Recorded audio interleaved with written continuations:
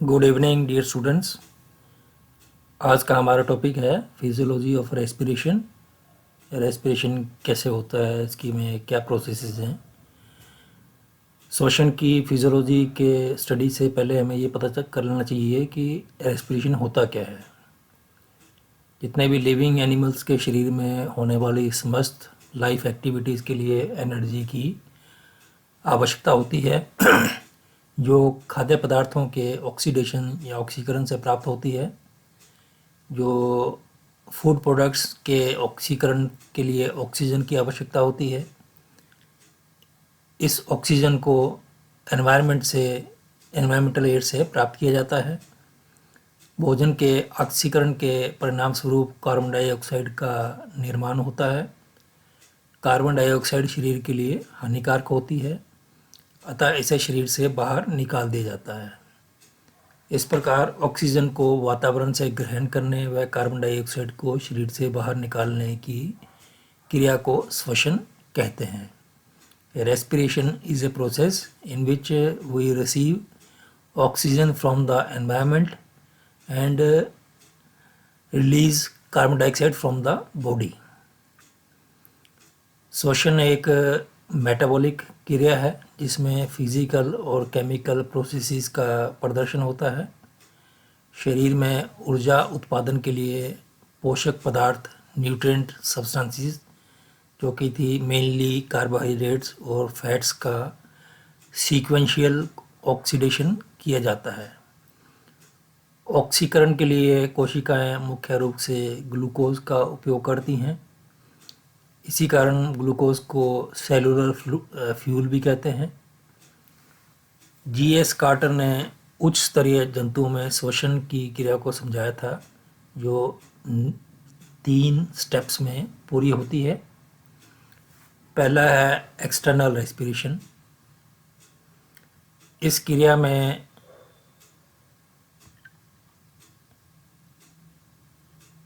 बाहरी वातावरण, जो कि बाहरी वातावरण जल या वायु हो सकता है एनिमल्स के अकॉर्डिंग, से श्वसन सतह रेस्पिरेटरी सरफेस जैसे स्किन, गिल्स, लंग्स आदि द्वारा ऑक्सीजन ग्रहण की जाती है तथा भोजन के ऑक्सीकरण से उत्पन्न कार्बन डाइऑक्साइड को रेस्पिरेटरी ऑर्गन्स द्वारा बाहर निकाल दिया जाता है।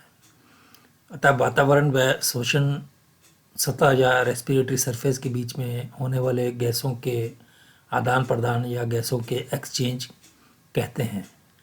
सामान्यतः बाह्य श्वसन का अर्थ श्वास लेने व छोड़ने से, जिसे ब्रीदिंग कहते हैं, की क्रिया से होता है। सांस भीतर लेने की प्रक्रिया को इंस्पायरेशन कहते हैं। इस क्रिया में श्वसन अंगों द्वारा बाहरी वातावरण से ऑक्सीजन को ग्रहण किया जाता है। श्वसन अंगों द्वारा कार्बन डाइऑक्साइड युक्त वायु को बाहर निकालने की क्रिया को एक्सपायरेशन कहते हैं। इसका अर्थ ये हुआ कि एक्सटर्नल रेस्पिरेशन में कि 2 स्टेप्स होते हैं। एक तो इसको एयर को अंदर लेने का, जिसे इंस्पायरेशन कहते हैं, और एयर को बाहर छोड़ने का, जिसको एक्सपायरेशन कहते हैं। इस पूरी प्रोसेस को हम ब्रीदिंग कहते हैं। दूसरी होती है इंटरनल रेस्पिरेशन। इस क्रिया में वातावरण से श्वसन अंगों द्वारा ग्रहण की गई ऑक्सीजन को रक्त में उपस्थित हेमोग्लोबिन द्वारा परिवहित कर या ट्रांसफ़र कर विभिन्न टिश्यूज तक पहुंचाया जाता है तथा कोशिकाओं में भोजन के ऑक्सीकरण से उत्पन्न कार्बन डाइऑक्साइड को रक्त द्वारा श्वसन अंगों तक पहुंचाया जाता है तथा गैसों का ट्रांसपोर्ट रक्त द्वारा किया जाता है। रक्त एवं कोशिकाओं के मध्य गैसों के आदान प्रदान को इंटरनल रेस्पिरेशन कहते हैं। Internal respiration is exchange of gases between blood and sales.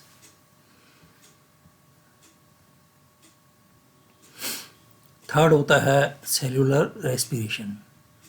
इस प्रोसेस में कोशिकाओं द्वारा ग्रहण की गई ऑक्सीजन का उपयोग खाद्य पदार्थों के ऑक्सीकरण में किया जाता है, जिसके परिणाम स्वरूप जैविक ऊर्जा प्राप्त होती है। इस प्रकार प्राप्त जैविक ऊर्जा से शारीरिक गतिविधियों का संचालन होता है।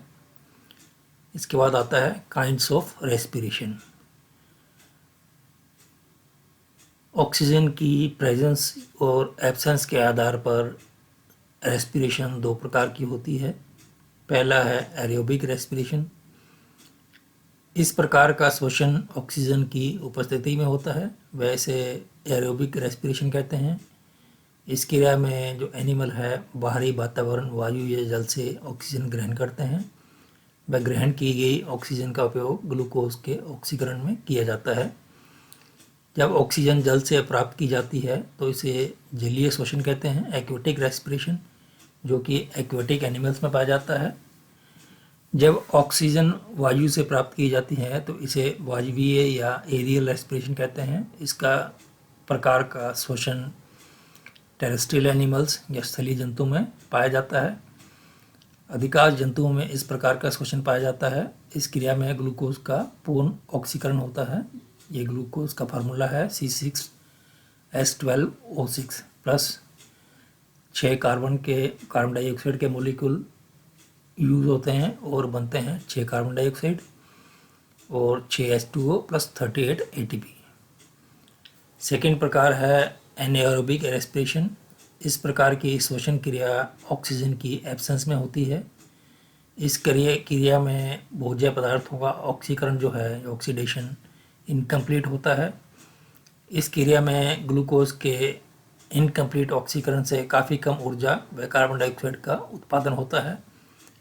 इस प्रकार का श्वसन बैक्टीरिया, ईस्ट कोशिकाओं और पैरासाइट्स में पाया जाता है। यहाँ पर बाहरी वातावरण में एयर की कमी होती है। अब इसके बाद आता है मेन रेस्पिरेटरी ऑर्गन्स। मैमल्स में जो लंग्स हैं ये मेन रेस्पिरेटरी ऑर्गन्स होते हैं, जबकि मछलियों व लोअर कोडेड जंतुओं में क्लोम या गिल्स मुख्य श्वसन अंग होते हैं। स्तनधारी जंतुओं के अलावा सभी टेट्रापोड जंतु, जिनमें आते हैं एम्फीबिया, रेप्टाइल्स और एवीज वर्ग में, फेफड़े ही मुख्य श्वसन अंग होते हैं। अब मैमल्स के फेफड़ों की या लंग्स की क्या संरचना होती है। मैमल्स में एक जोड़ी फेफड़े पाए जाते हैं जो कोनिकल शेप के गुलाबी रंग के स्पॉन्जी स्ट्रक्चर हैं। फेफड़े थोरेसिक कैविटी में मेडिएस्टिनम भाग के दोनों ओर स्थित होते हैं। मध्य अवकाश भाग में हृदय, ग्रसिका, श्वास नली तथा बड़ी रक्त वाहिकाएँ उपस्थित होती हैं। इन रचनाओं के चारों ओर की गुहा को प्लूरल कैविटी कहते हैं। ये प्लूरल कैविटी वायुरोधी होती है, एयर टाइट होती है। प्रत्येक प्लूरल गुहा के चारों तरफ दोहरी प्लूरल मेम्ब्रेन पाई जाती हैं। इसमें से इंटरनल मेम्ब्रेन को विसरल प्लूरा कहते हैं तथा बाहरी मेम्ब्रेन को पैराइटल प्लूरा कहते हैं। जो विसरल प्लूरा है ये फेफड़ों से चिपकी रहती है और जो पैराइटल प्लूरा है ये लंग्स की जो भित्ति से जुड़ी रहती है। दोनों मेम्ब्रेन्स के बीच में कोई वास्तविक गुहा नहीं पाई जाती है। दोनों जो मेम्ब्रेन्स हैं आप एक दूसरे से म्यूकस के समान एक सीरमी पदार्थ द्वारा चिपकी रहती हैं। इनके मध्य केवल पोटेंशियल कैविटी पाई जाती है।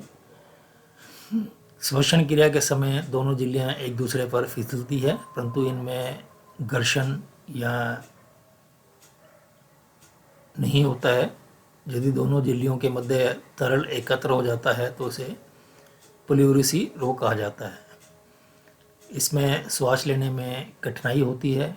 इस अवस्था में फेफड़ों में पानी भरना भी कहते हैं। दोनों फेफड़े तिरछी खांचों द्वारा असमान लोब्स में बंटे रहते हैं। मनुष्य के दाहिने फेफड़े में 3 लोब्स पाई जाती हैं, इसको अपर लोब, मिडल लोब व लोअर लोब कहते हैं, तथा बाएं फेफड़े में 2 लोब्स होती हैं, एक अपर लोब और एक लोअर लोब। कोरोना में CRT टेस्ट करवाते हैं, उसमें एक लोब के 5 अंक होते हैं।